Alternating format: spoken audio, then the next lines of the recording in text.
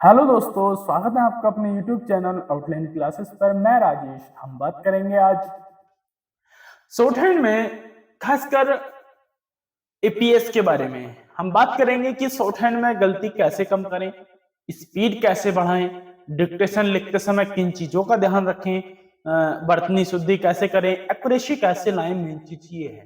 ठीक है, तो हम आज बात करेंगे। अगर हाँ, ये लिखने से भूल गए, अगर हमारा बैच से रिलेटेड आपको कोई जानकारी लेनी है, बैच एपीएस होता है, तो आप इस पर कॉल करें 9917194773। आप इस पर कॉल करें। एपीएस से संबंधित जो बैच लेना है, लाइव बैच चल रहा है, इसमें डिक्टेशन है ना, लाइव रीड कराई जाएगी आपको सब कुछ। तो इसकी चलो बात हो गई बाद में, जो हम देखेंगे इसको। पहले हम जिन चीज के लिए वीडियो बनाई है, बहुत सारे बच्चों की सुनने में आता है, एसएमएस आते हैं हमारे बैच में कि स्पीड कैसे बढ़ाएं, है ना, कैसे हम डिक्टेशन लिखें, कैसे ट्रांसलेट करें, तो वो सब चीज देखेंगे। जैसे सबसे पहले मैंने लिख रखा है, स्पीड कैसे बढ़ाएं, गलती कम कैसे करें, डिक्टेशन लिखते समय किन चीजों का ध्यान रखें, डिक्टेशन लिखे कैसे, और एपीएस स्किल कब होगा, सबसे मेन चीज है ना। तो पहला पॉइंट हम बात करेंगे कि स्पीड कैसे बढ़ाएं। दोस्तों, अगर आपकी स्पीड 70 है, 60 है, हो गई, स्पीड बढ़ाने का तरीका क्या है, आप स्पीड कैसे बढ़ा सकते हैं। आप स्पीड, ऐसा तो है नहीं कि कोई वैक्सीन है किसी के पास, ये वैक्सीन लगा दूं, अभी इधर से वैक्सीन लगाई कंधे में और आपकी सुबह तक स्पीड लगभग 90 हो जाएगी। आपको सोचिए, तो पैसे ज्यादा पावर डोज की ले लो, बूस्टर डोज ले लो, उससे 100 भी हो जाएगी। ऐसा कुछ है नहीं, ना ही कोई रूल्स इसके ज्यादा होते। हम जीएस में याद करने के तरीके कर सकते हैं, है ना, मैथ में प्रैक्टिस करके, जैसे मैथ में प्रैक्टिस करके स्कोर ज्यादा अच्छा कर सकते हैं, वैसे ही है। इसके भी कोई इतने ज्यादा रूल्स नहीं होते, सिर्फ प्रैक्टिस होती है। वो भी किस तरीके से प्रैक्टिस करें कि स्पीड बढ़ जाए, है ना। जैसे स्पीड बढ़ाने के दो तरीके। आपकी स्पीड है 70, है ना, आपकी स्पीड 70 है, 80 का नहीं लिखा जा रहा, तो आप क्या करें, आप बनाने वाली डिक्टेशन 70 पर ही लिखें। आपने 70 पे डिक्टेशन लिख ली, बनाने वाली का मतलब होता है जो अनुवाद हमें करना है, उसको 70 पे लिखे, कोई दिक्कत नहीं। लेकिन उसके बाद जो रनिंग डिक्टेशन हो आपकी, पहले 75 करें, फिर 80 करें, यहां तक कि रनिंग डिक्टेशन को आपको 85 तक लेकर जानी है, 90 तक। रनिंग डिक्टेशन मैंने बोला बनाने वाली नहीं है, अनुवाद करने वाली नहीं, स्पीड बढ़ाने के लिए अनुवाद कर रहा हूं। वो क्या होगा, मैं जानता हूं कि आप कह सकते हैं कि सर आप तो 70 की स्पीड हमारी 90 लिखवा रहे हैं। हाँ, आपकी 70 की स्पीड है, जब आप 80 लिखेंगे छूटेगा मैटर। लेकिन जब आप उस पर एक प्रैक्टिस करेंगे खूब, तो वो एक ऐसा आएगा कि वो लिखना शुरू, 10 दिन के अंदर अंदर आप 70 से 75 78 तक पहुंच जाएंगे। समझ में आ रहा है। उसमें आपको रनिंग स्पीड, रनिंग मैटर जो स्पीड में लिखने का ये फायदा मिलेगा कि आपको 15 से 20 दिन में आप आराम से 10 से 15 स्पीड ऊपर चले जाएंगे। लेकिन बात यही खत्म नहीं होती कि बस आपने लिखा और उसको छोड़ दिया, नहीं। आप पहले, अगर आपकी कुछ ज्यादा स्पीड कम है, तो मैं तरीका बता दूं। आप पहले जैसे संपादकीय मैटर है, मतलब एक मैटर आपके सामने आया, उसकी पीडीएफ उठाइए, ठीक है, और उसकी नकल कीजिए, आउटलाइन सेट करके नकल कीजिए उसकी। नकल कर दी, नकल भी आपको विद टाइम लगा के करनी है। 10 मिनट में आपको 400 वर्डों की नकल करनी ही करनी है, ठीक है। उसके लगा दिया, उसके बाद आप डिक्टेशन लिखिए जितनी आपकी स्पीड है। 70 की आप 70 लिखिए, कोई फर्क नहीं पड़ता, रिकॉर्ड करके, ठीक है। उसके बाद उसी डिक्टेशन को 80 पे लिखें, उसी डिक्टेशन को 90 पे लिखें। 80 में आप एक बार लिखें, 90 में आप 2 बार लिखें उस डिक्टेशन को। मैं आपको ये तरीका बता रहा हूं, आप फॉलो करके देखना इस तरीके को, आपकी स्पीड ऐसे इंक्रीज होगी, बहुत बड़ी, है ना।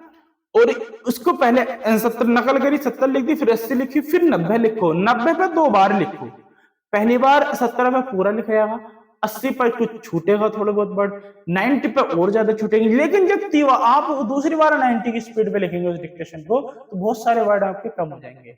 अच्छा, इसका लॉजिक क्या है, लॉजिक ये है, जैसे सपोज करें आप अभी तक क्या करते हैं, जैसे कि ये है, कुछ वर्ड इसमें आते हैं, जैसे कि मैं इसी को ट्रांसलेट करके दे सकता हूं, लिखते समय किन बातों का ध्यान रखें।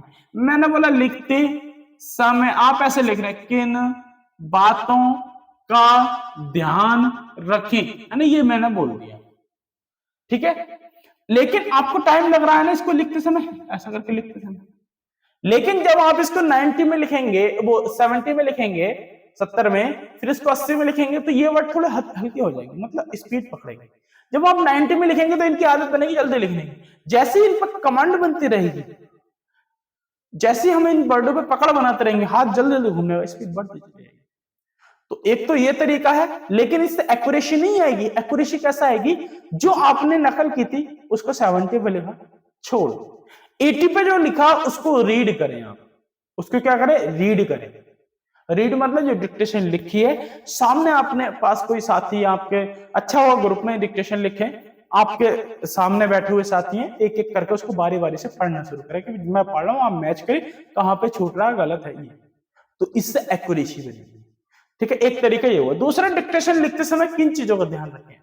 अगर आप याद रखें, आप डिक्टेशन लिख रहे हैं और, है ना, आपने शुरू करी डिक्टेशन लिखना, डिक्टेशन स्टार्ट हो चुकी है, आप डिक्टेशन लिख रहे हैं और आप हाथ तो आपका डिक्टेशन आउटलाइंस बना रहा है, लेकिन दिमाग क्या चल रहा है, दिमाग चल रहा है कि यार इस बार बीजेपी कितनी सीट जीत रही है ना, इस बार कांग्रेस कितनी सीट जीत रही है, तो आपका डिक्टेशन कभी जिंदगी में सफल नहीं होगा।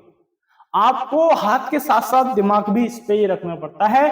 अगर कोई टाइम की औकात दिखाता है तो वो सब्जेक्ट ओनली ऑन कौन सा है, शॉर्ट हैंड है। अगर 2 सेकंड के लिए आपका दिमाग भटका, एक वर्ड छूट जाएगा, 1 से 2 वर्ड आपका, क्योंकि 80 की स्पीड का मतलब होता है 1 सेकंड में 2 शब्द के आसपास, है ना, और 1 से 2 शब्द जाएंगे। अब 2 सेकंड में लगभग 3 से 4 वर्ड गए, और ऐसा नहीं कि वो 3 से 4 ही वर्ड आपके छूटे, वो जो प्रेशर बनाएंगे ना इस खुपड़िया में, वो और भी वर्डों को लेके जाएंगे। तो पहले सबसे पहला आपका काम ये है कि आप अपना दिमाग को कंसंट्रेट करें सिर्फ और सिर्फ डिक्टेशन पे, तब आप मैटर लिख पाएंगे। ठीक है, फिर दूसरी चीज, उसमें कुछ आपके वर्ड भारी भारी आते हैं। अब ऐसा तो है नहीं कि दुनिया में जितने वर्ड बोल रहे हैं हमारे लिए, हम सबकी आउटलाइंस पहले से सेट कर रखे नहीं, है ना, पहले से सेट नहीं कर सकते आउटलाइंस। उसको क्या करना पड़ेगा, उसको जैसे कि सपोज करो मैं डिक्टेशन बोल रहा हूं कि माननीय सदस्यों ने रामकृष्ण परमहंस, है ना, सुन ले, माननीय सदस्यों ने रामकृष्ण परमहंस के बारे में यह कहा है कि भारतीय संस्कृति के महान विचारक थे, है ना।